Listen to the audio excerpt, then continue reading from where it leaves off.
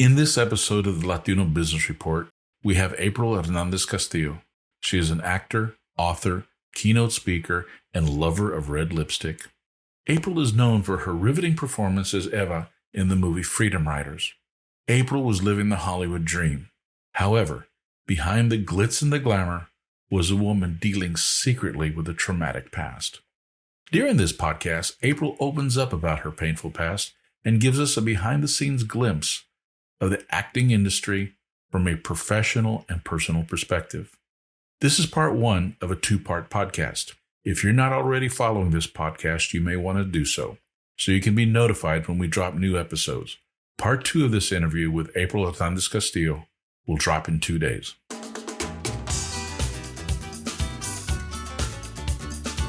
Welcome to the Latino Business Report. This podcast covers business, people, and issues of the day from a Latino perspective.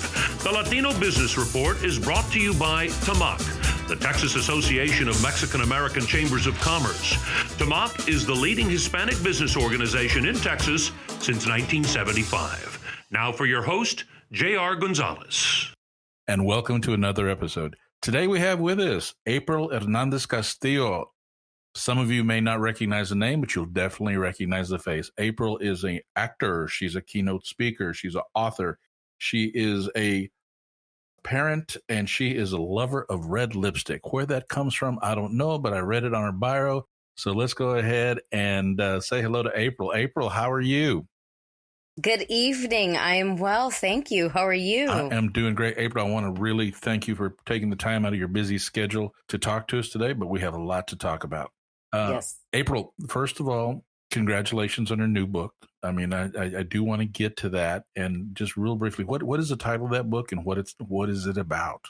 The title of my memoir is called Embracing Me, and it is a story of resilience, of perseverance. It's my own story of being a survivor of intimate partner violence, but also getting into Hollywood and becoming an actor. But really just the grit of what it takes a person to keep moving forward when life has knocked you down, quote unquote, as far as like literally being knocked down by someone. And it really is just a story for everyone. Anyone who's had a dream, anyone who has felt like, man, sometimes I just want to quit, but I know I need to keep moving forward. That's who the book is for. So it's just not for females. I mean, it's absolutely not. No, a guy can read it too. I know. It looks very feminine because I've had several men be like, "Can I read this book?" And I'm like, "You, out of all people, should read the book." Yeah, because the cover does look a little feminine. I mean, look. Right. Of course. Okay, so I will wear pink or what I prefer mauve every now and then. So.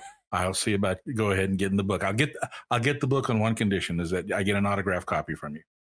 Absolutely. Done. Perfect. So April, we'll get into the book a little bit later on, but let's go back. Let's go back. You're born in the Bronx, New York Bronx. Yes. Boogie down. Your mom is from Puerto Rico and your dad is Puerto Rican. Yes. Both of them born in the Bronx. I mean, my mother was born in Puerto Rico. She came when she was, I believe, around 4 years old. And then my dad was born in the South Bronx. Okay.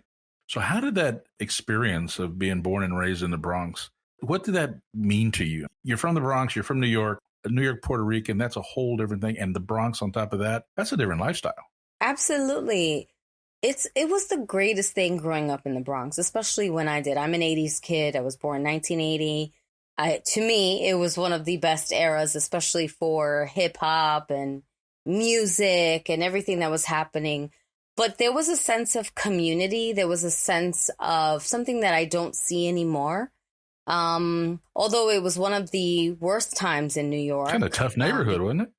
It was. It was a tough neighborhood. But I think being in a tough neighborhood, it makes you become tough. And I feel like being born in the Bronx saved me and helped me in so many ways as far as being street smart. And it really allowed me to just be able to handle myself, especially in the corporate world, in the sense of, being a speaker, being an actor. I don't know. It's just something about being a Bronx girl that it just helps you. You have a sense of pride with it. I can hear it in your voice. We are very prideful. We have major egos. We love hard. We really do. Definitely. So and you grew up. I mean, you had two loving parents. How about your education? I mean, what was it like for you in school? Did you enjoy school? Not like school? Wanted to get out? I loved school. Okay. Definitely. Both of my parents worked really hard to provide an education. So we were sent to Catholic school. And that was my parents' way of saying, at least, we don't have much, but let's give them an opportunity. Let's give them the best education. So from middle school all the way up until high school and through high school, I was in Catholic school and my brother as well. And it was the best thing that they ever did. I saw some of my friends who went to public school, and unfortunately still New York City, the public school system really just needs a lot of help. And it hasn't changed, which makes me very sad. But going to Catholic school really just formed my values, what I believe in, what I stand for, and also establishing my faith. Well, I don't know about you, but different generations, but I still have calluses on my hand from when the nuns used to slap me with a ruler going to those catechism classes back in the day. See, I missed that part. I missed that era. You're lucky. There was no hitting, but still there was a sense of just reverence, for the teachers, and there was this respect. Not the way it is today that unfortunately, you deal with some of these youth, and the level of respect that they have for teachers is it doesn't exist really. Well, high school, Catholic school, but then you got involved with a relationship that just changed your life. Right. Tell us about that. It's, when you're a teenager and you fall in love, you feel like it's going to last forever. You never expect it to be a relationship that might almost end your life. And that's the situation that I found myself in. I was dating someone who was a bit older than I was. At the age of 16 and a half, I fell in love. It was my first, boyfriend. How old was he? And how old was he? I want to say he was like 4 years older than me. Wow. Right. Which, my parents really, it's weird, right? Because once your child becomes a teenager and you're like, well, do they date? Do they don't date? That whole thing. I mean, at that age, you were 16 and a half and he was already an adult. Correct. Okay. Right. And it was one of those things that my parents, because I was such a good kid, like I wasn't a rebel. I didn't, disrespect my parents. I was a straight arrow child. A good little Catholic girl. Sports. You were the good little Catholic girl. Okay. I was never into like lying and being mischievous to my parents. I just wasn't. That wasn't my thing. I didn't give into peer pressure. I was a very confident, focused young lady. And then when I met this person, my whole life changed. And it was one of those things when you first get hit, because I was in an abusive physically and emotionally. When you first get hit, you're never ready for it, right? You don't know how your body is going to respond. The moment that you are violated, you don't know how you emotionally will respond. And it's so easy for people to be like, well, if that was me, I would do this and I would do that. But most of the time you really react the opposite way. And that moment that I was hit, where I talk about in Embracing Me, my memoir, I thought, well, maybe this won't ever happen again. Where did he hit you? He hit me in my face. With his fist? With his hand. Okay. It was an open hand. Slap. It was a slap. Okay. It was a very, very hard slap because he was very strong. He was a construction worker. So his hands were much bigger than mine. And you'd probably never even been hit in the face like that before. Never, absolutely not. I got hit, right? Yeah. Growing up in a Latino home, who didn't get hit? But my mom never would hit me in my face. My dad would never hit me in my face. It was just always like, that's just another level of like beating your child. Mm-hmm. I didn't experience that. Had chancletas, had all that stuff, but never in my face. So to be slapped in the face by someone that you trust, that you love, it is damaging. And from that point on is when the relationship just went south. But it went south for how many years?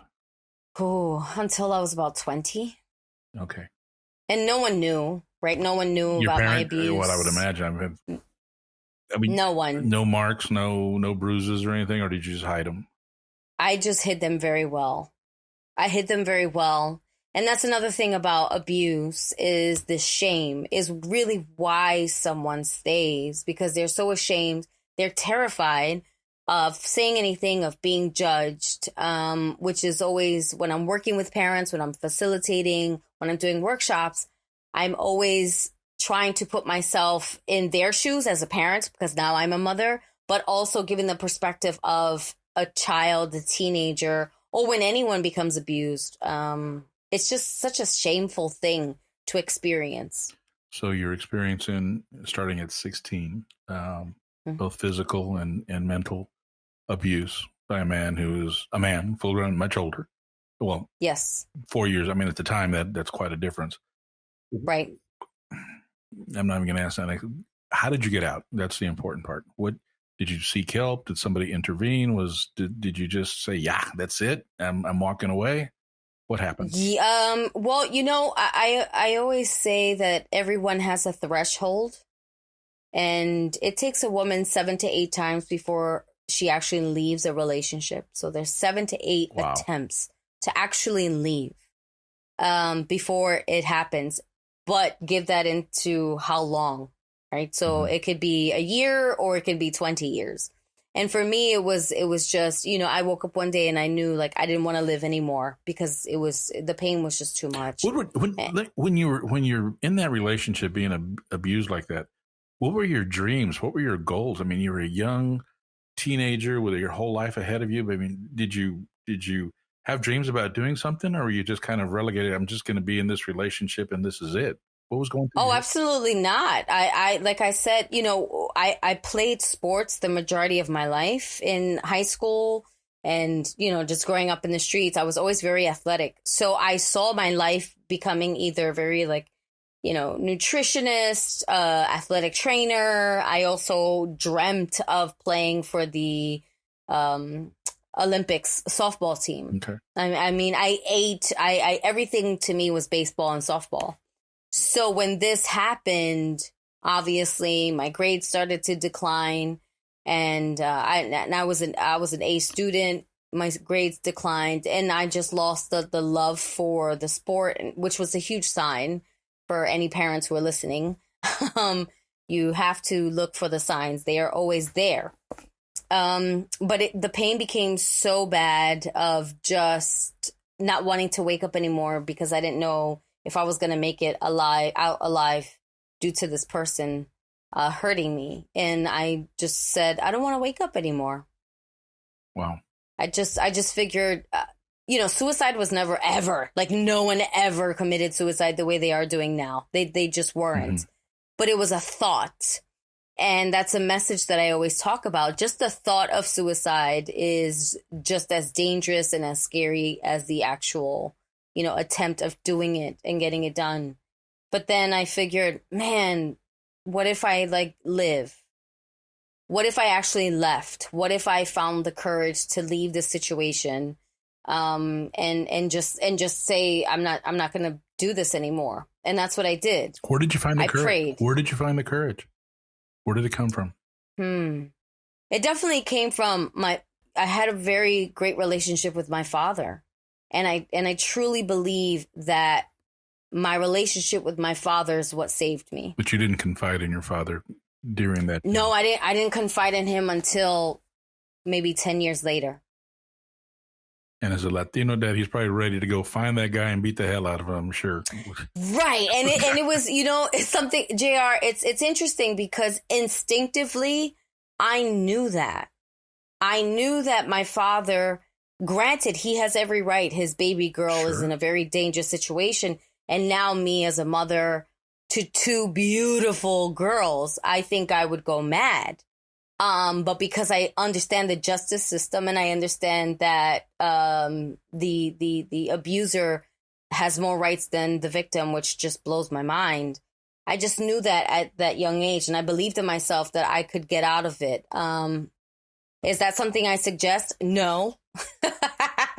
But that was my story. That was my situation. And so one day I woke up and I was like, I'm done. We broke up, and by the grace of God, he never came back into my life. Well, that's good. So he didn't go all stalker on you or coming around. Oh no, he was a stalker during the relationship. Okay. He was psychotic. He really was crazy. He really was very dangerous. He should have been in jail. Okay. Well, that you're treading into waters that are way too deep for me to get into or ask questions about. It's kind of like, okay.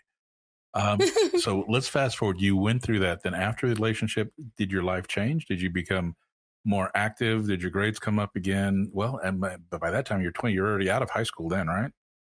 Correct. I'm in college. Okay. I went to Hunter College, and once again, I thought I was going to become a nutritionist, and I had to take a chemistry class. And I walked into the chemistry class, and then I walked right out, and I said, "Oh heck no! This face and this girl does not do science. How and what am I going to do with my life? Because I barely got through science in high school. That wasn't my strength." And I said, "Oh man, I want to do something different and completely just out the box, like something I've never experienced." And so I discovered acting. Okay. Or I say acting discovered me. So which came first? Because I also saw on your resume you were a stand-up comic. Was that before the acting, or was it kind of simultaneous? Yes, it was. It was simultaneous. You could say I had always dreamt of being on Saturday Night Live, and that's when Mad TV was out there. That's how I'm totally aging myself. And John Leguizamo was someone whom I admired, and he was the first Latino that I ever saw that was doing something with characters that I could relate to. He was a storyteller, and I thought, my goodness, I'm Puerto Rican, and I think I'm funny, aren't we all? Like, I just think like Latinos are funny because we're just so animated. And that was the beginning of me saying, I think I want to explore this world of the arts. Okay. And my mom and my dad thought I was completely crazy because, I was supposed to just get a job and that's it. Find a husband, get married, raise kids, the whole thing. Well, yes. You said Saturday Night Live, and you said you were aging yourself. Let me age myself. I was around when Saturday Night Live was a brand new show. Wow. That's aging myself, but it was a great show. Great show. So you're kind of inspired by Saturday Night Live and seeing, okay. And then, so did you start doing auditions or stand-up nightclub gigs or what? I did. I actually, my very first audition for comedy, it was at the New York Comedy Club. And I remember this is when we had dial-up. Do you remember AOL? Oh, yeah. And I was working a corporate job, the one and only corporate job for Robert Half International. And I was on the computer and I saw a casting and I thought, my goodness, if it's not now, then when? And why not me? And that's how I lived the majority of my life. If not now, then when? And why not me? Okay. A good If mantra. I don't take this, right. If I don't take this risk, if I don't take this chance, then I'll never know. And I don't ever want to live with that regret. And so I walked into the New York Comedy Club. I don't remember anything. I remember just the room being completely dark, like a true New York, just that gritty, just, everyone's smoking cigarettes.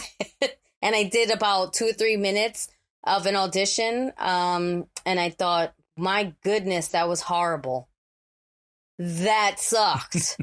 I'm never going to make it, but I did it. And no one around me who I grew up with was doing anything to that capacity. So I felt pretty good about myself. You were definitely out of the box.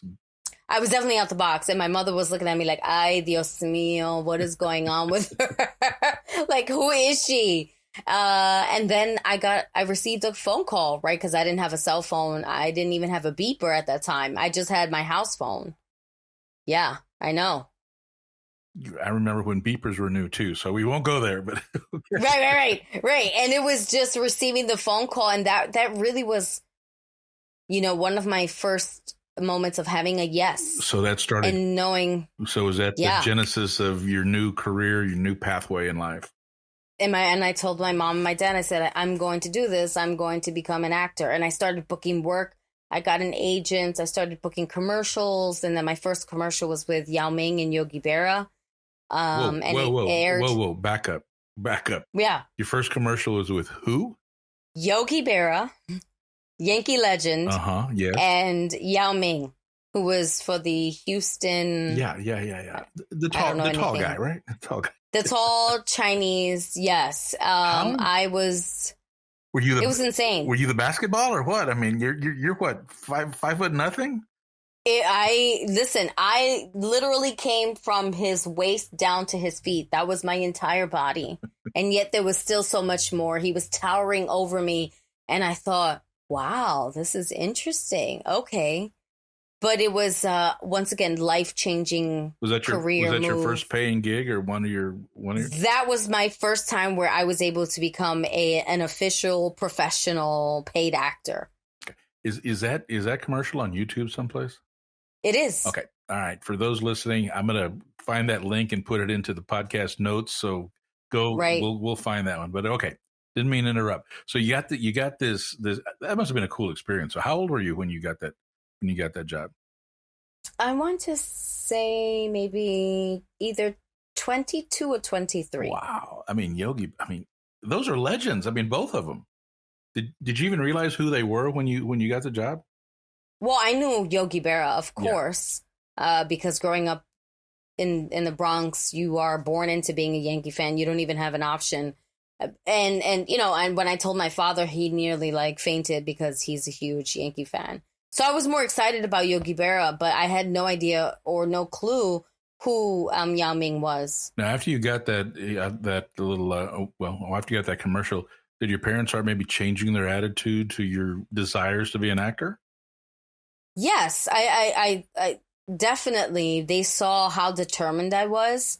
They saw that I was really serious about making this happen by any means. And I did. And they didn't help me because they didn't know how to. They helped me by just letting me stay in their house as an adult, as a younger, and letting me go after my dream. And then I booked my first TV show, which was Law and Order, and it escalated. And then I booked Freedom Writers. Yes, Freedom Writers. I remember that movie. That was excellent. You did a fantastic job. In fact, I rewatched it. I found it. And it was interesting to see how high your name was in the credit rolls at the end. I mean, yes. You were up there towards the top. I mean, there was Hilary, there was, and there's was it April Hernandez at the time? Yes. So it was one of those, JR. How many of us have dreams, and how many of us actually make it come true? Especially when we have. When we come from where we come from, the Bronx, where people are already labeling you, where statistically you're supposed to not make it because, you didn't get education, you didn't get a master's degree, all of these things that are stacked up against us. And then being a person of color, how often does that really happen? And so, it was happening, and I couldn't believe it. I really could not believe it. I mean, you had a major role in that movie. I mean, you were.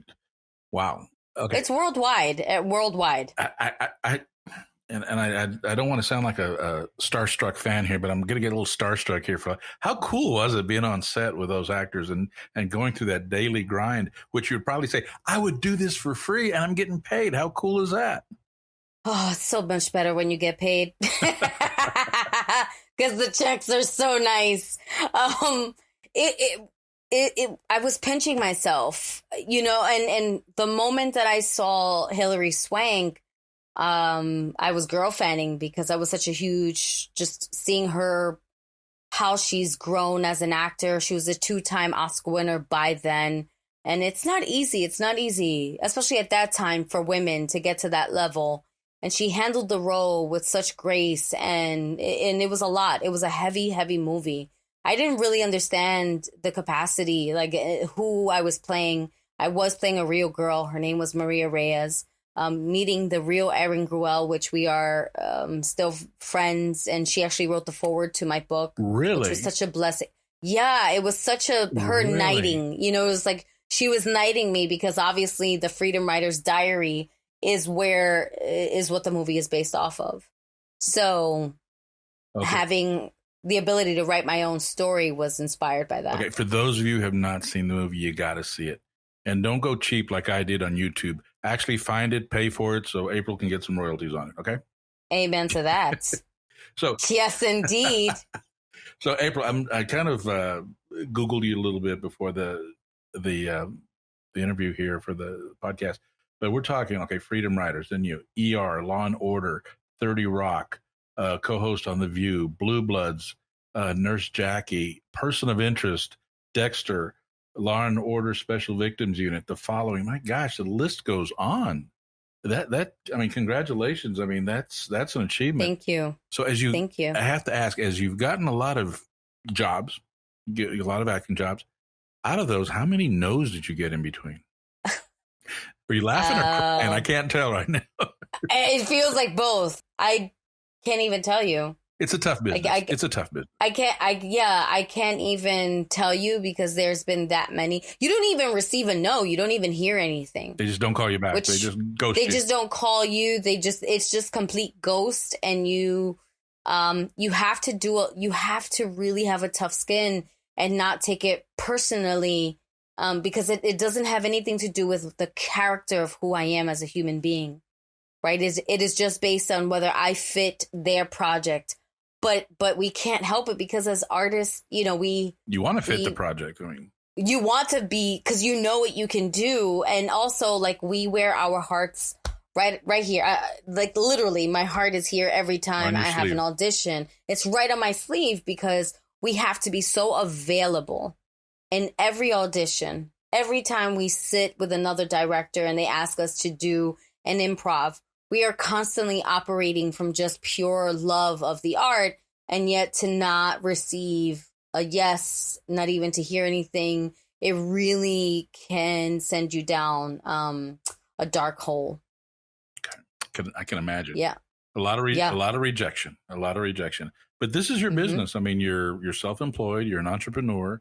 You're an author. You do speaking engagements. I even saw your clip on TED Talk. Fantastic, by the way.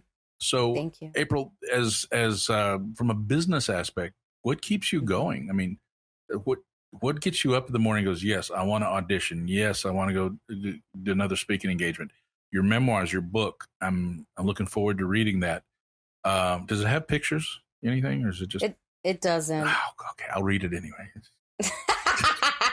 I guarantee you'll finish it fast. I guarantee you. I'll listen. No, this one I didn't put. No, I didn't put pictures. I'll listen to my Hooked on Phonics tapes again and try it. But okay. So you are you're an entrepreneur, right? Self-employed, and your husband's also self-employed, correct? He's a photographer. He's a photographer, but he is also an educator. Okay. So he teaches high school boys. Okay. Young men. So in your book, I don't know if it's in your book because I haven't read it yet, but in one of your interviews I saw you talking about transparency and the importance of that. And one of the things that really struck me is you're talking about somebody asked you about kids and your answer just kind of took me by surprise. Right. And I never wanted children. Never. And it was never. Why not? I mean, but why? Okay. Right? Like, why? Why? Because I'm a woman and I'm supposed to, but to take care of you cuando ya estás vieja, when you're already old, they can at least take care of you. This is true. And I have 2 girls, so hopefully they do take care of me. I had a very complicated relationship with my mother, even up until, the day that she passed away, which was 5 years ago. And when you have a complicated relationship with your mother, it really does something to you. Internally, you are always just questioning everything that you do.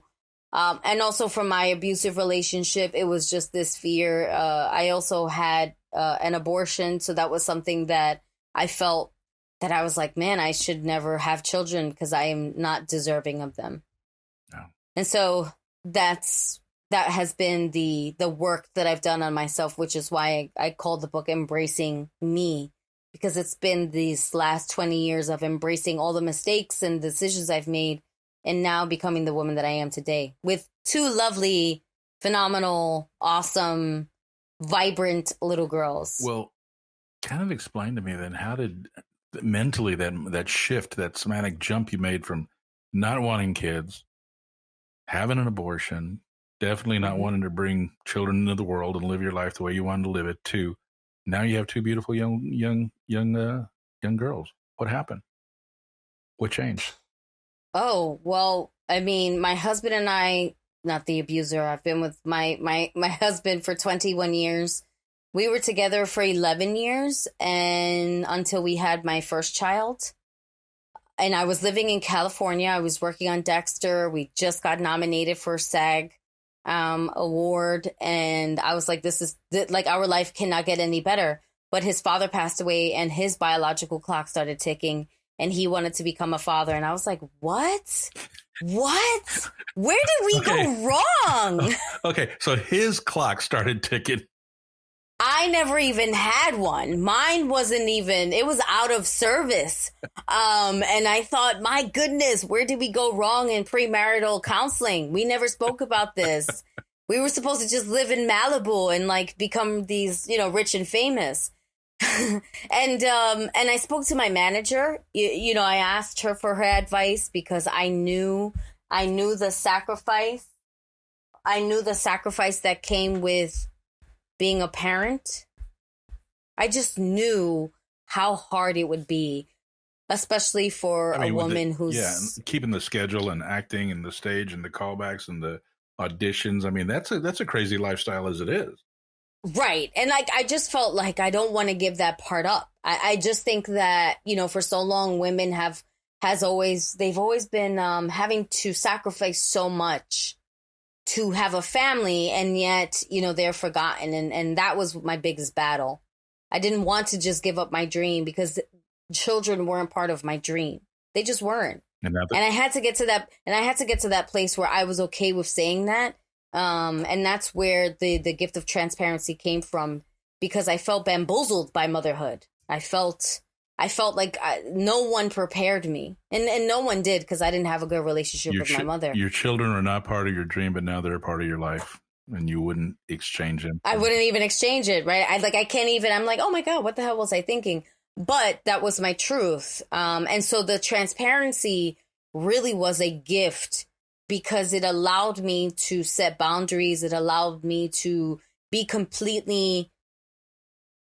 If you ask me something and I tell you and it's my truth, that's what you're going to get, and it's okay. And ever since then, and operating that way, I've realized that there's so much freedom that people really are not as authentic as they would like to be because of whatever. So she allowed me to be transparent. So when somebody asked me about motherhood, I said I hated it, and it was the most amazing thing in the entire world, because the less that I had to live up to expectations, the more that I was able to embrace me and finding and discovering motherhood my way. So what are your daughters' names? Summer Rose and Lila. Okay, and their ages? 9 and 5. I understand one of them is turning to be a pretty good little actor herself. She is, I mean, I'm about to become her PA, her production assistant. Yes, she is a professional actor. She's a voice actor for the last 2 years already. She's on a cartoon called Alma's Way on PBS.